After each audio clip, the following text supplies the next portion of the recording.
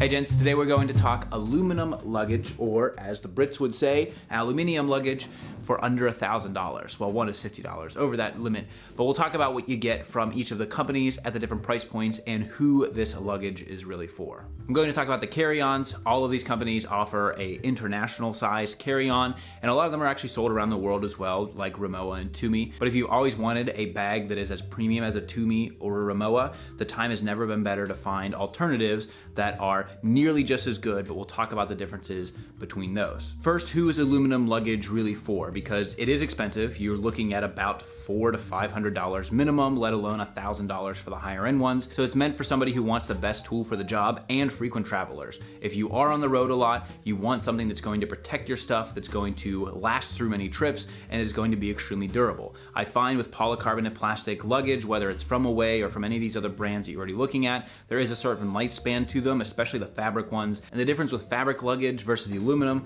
is I just don't think it looks as good when those are ripped versus when you have some like serious dings and like road wear on aluminum. But hey, that's an aesthetic difference. The thing that I've come to love about aluminum luggage isn't just that it looks better with age and it wears really well as you get that, patina on it from all that travel, but the edges and the seams where the suitcases and the luggage close are typically weatherproofed to some degree in a way that most standard zippers or other luggage does not. And that's one of the big things that I talked about in my difference between the Away carry-on and the Away aluminum carry-on is that little bit of weatherproofing, but also the stability of the luggage itself, the way that it opens and closes. It's just a lot more fit and finish, which is another case of you get what you pay for. So I want to talk about the options you have out there. There aren't a lot, but I have personally traveled with the Tumi aluminum one quite a bit. I've put tens of thousands of miles on this Away one. I travel with the MVST Select, and I've experienced each of the other luggages in this roundup. And so what are you really looking at the differences in price? We'll start with the MVST Select. This is a carbon fiber aluminum luggage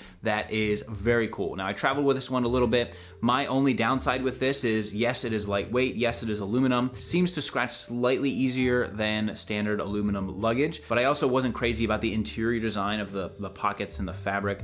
Just the way that the organization is inside, I wasn't really crazy about. But if you're looking to get something that's slightly nicer than luggage down in that price point, I think that's a really nice way to go that should help to last and protect your stuff longer than most. Now the next up in price point is from Carl Friedrik. This is a new one. Now this isn't aluminum all around. It is polycarbonate, but it has an aluminum frame. And I wanted to include this because I think you get the best of both worlds with this. So this comes in right at $400, which is less than the aluminum Away, but more than the polycarbonate Away. But you are getting the best of both of those things because of the aluminum frame. So you're getting a really sturdy hinge, which is just a really nice part of fit and finish. But you also get the weatherproof seal, which helps to protect your stuff, and much nicer latches than you do with the lower end aluminum. But you're getting in a polycarbonate shell, which helps to cut the weight in half from standard aluminum luggages. And so that's why I think it's a really nice option. So if you don't want to quite go all the way up in price, if you want the fit and finish of some of the aluminum stuff and the features that I really like, but it's still lightweight, you get some leather accents in the polycarbonate shell, I think the Carl Friedrik one is a really interesting option to kind of bridge that gap between the two. It also has built-in USB ports so you can wire into a battery for easy removal so that you don't have any issue with the TSA, which is a really nice feature. Now we have Arlo Skye and Away, which both come right in near that $500 price point,